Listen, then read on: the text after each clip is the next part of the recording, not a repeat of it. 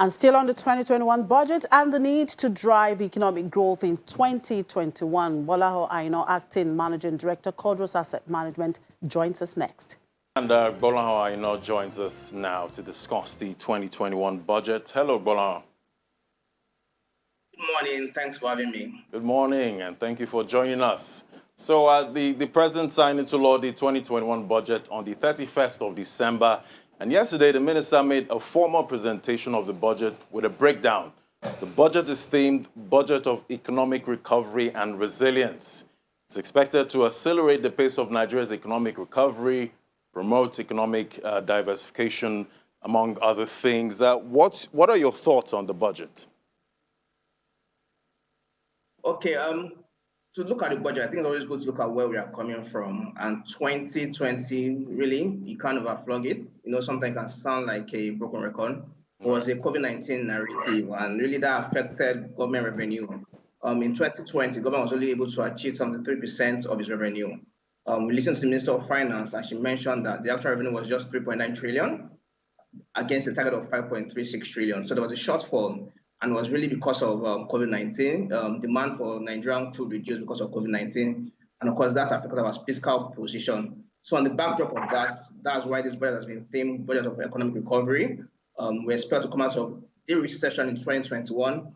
And that's why the government has put in all these things to ensure that we come out of a recession. But it is about 30% from what we had in 2020, from where we are coming from about 10 trillion to 10.35 trillion.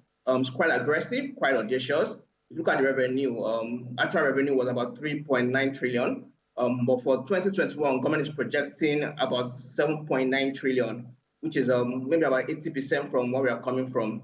But some interesting thing about the budget, the assumptions seems quite realistic, maybe apart from a few things from my own perspective.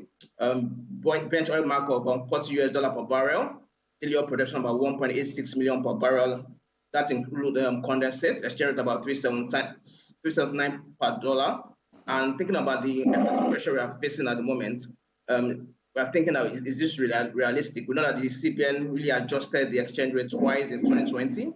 GDP growth projection about 3%, inflation closing at 11.9%. Inflation currently is at a 3-year high, currently about 14.96%. And the trend is that it might go up within the year. So in terms of the budget, I think it's audacious. I think it can be achieved. I think it can bring Nigeria out of the current recession or quagmire that we are in. A few things that interest me about the budget in terms of allocation to health sector, increase quite some compared to where we had been before.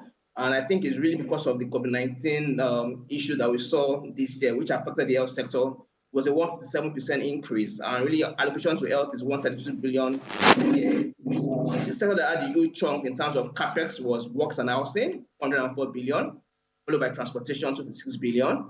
Power had 198 billion, water resources, 153 billion, health, like I mentioned, 132 billion.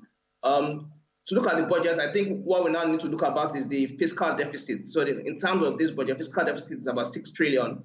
And government is going to think, how do I finance this fiscal deficit? Because revenue is not enough. And they did mention I'm going to see a combination of both local and offshore borrowing in 2021. I think one needs to watch out for is the debt to service ratio, which is currently at 41%, which is quite high. That means from the revenue we are getting, about 41% is going back into servicing existing debt.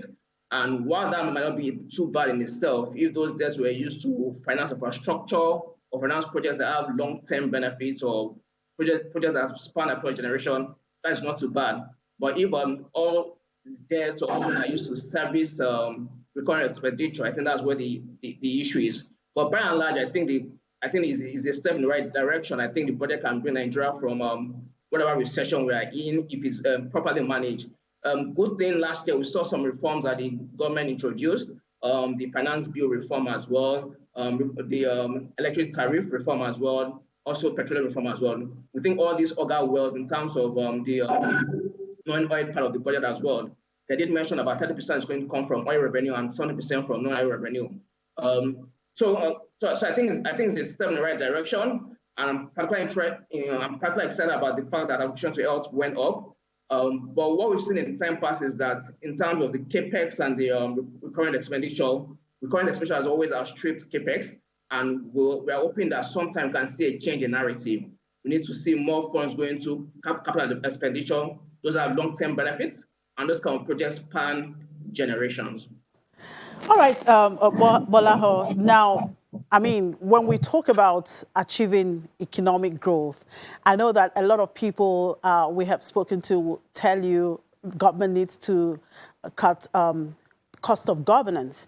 Now, at the breakdown of this budget, the finance minister indicated that the federal government is to spend a total of about 3.75 trillion naira as personnel costs for the MDAs in the 2021 fiscal year, representing an increase of 23% over the revised budget of 2020. Now, what does this say in terms of our cost of governance and how imperative it is now that, it has to be cut?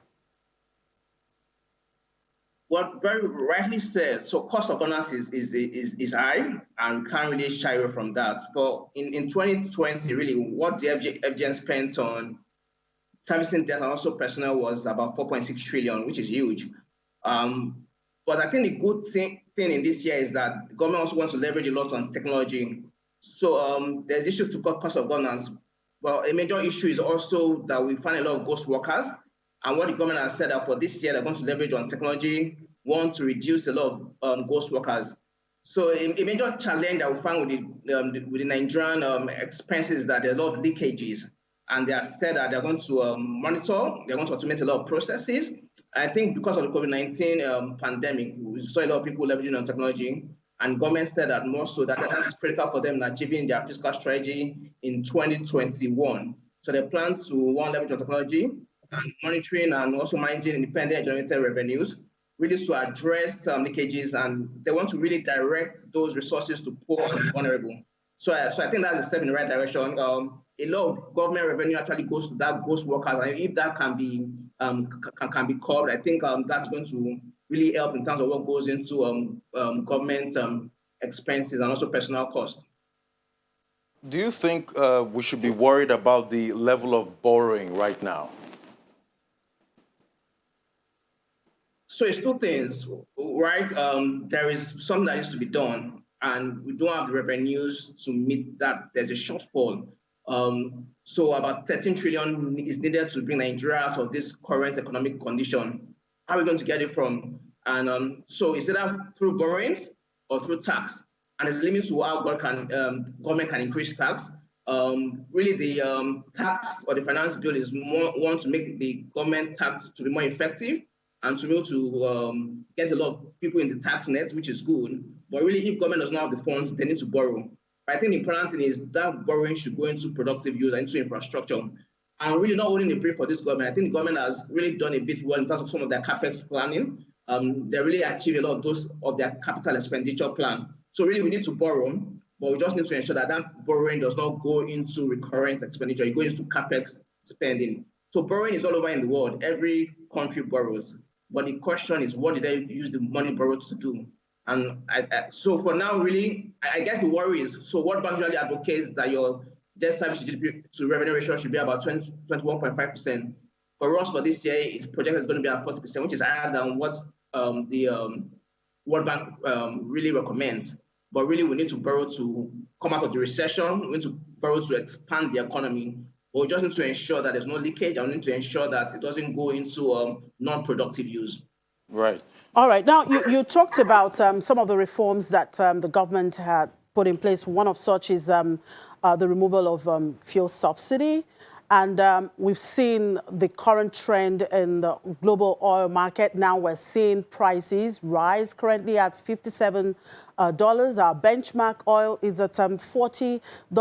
That's about 38%, above our benchmark currently. Now, the issue is, and I'm sure you remember what happened when government raised the price of petrol, how Labour fought against that. Now, with oil price at $57, where does that leave us? Are we likely to see more increases? I was talking to Ladi that perhaps, Nigerians may probably have to brace up for another increase, considering the government's stance on the deregulation thing. When oil prices are on the international scene, then the price of petrol will go up. What happens?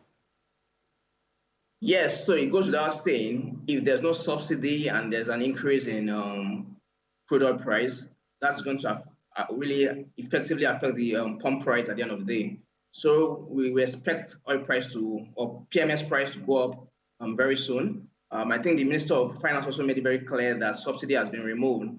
And so it's not a bad thing to remove subsidy. I know things are a bit difficult in the country, but I guess the challenge, and what people always advocated for, if subsidy is removed, just to ensure that it's used into productive sector, it gets to the vulnerable citizens and it's not diverted or it's not misused. So, like you said, it goes without saying, we expect PMS price to go up if the government is staying true to its word that subsidy has been removed. I know there might be some resistance from Labour, as expected. Really, this is a difficult year. Well, 2020 was a difficult year, and a lot of people are still reeling from that difficulty. People have lost jobs, people have lost loved ones. People's businesses have not really come back to where it was before. There's a fear of a second wave.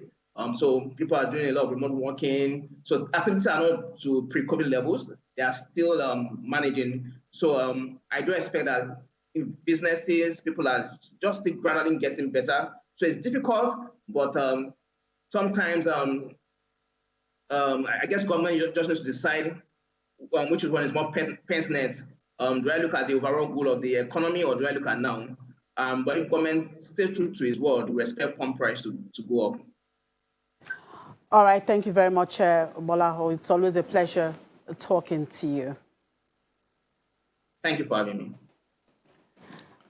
All right, we'll take a quick break, and then when we come back, we look at the issue of linking the NIN with SIM, and we will be talking to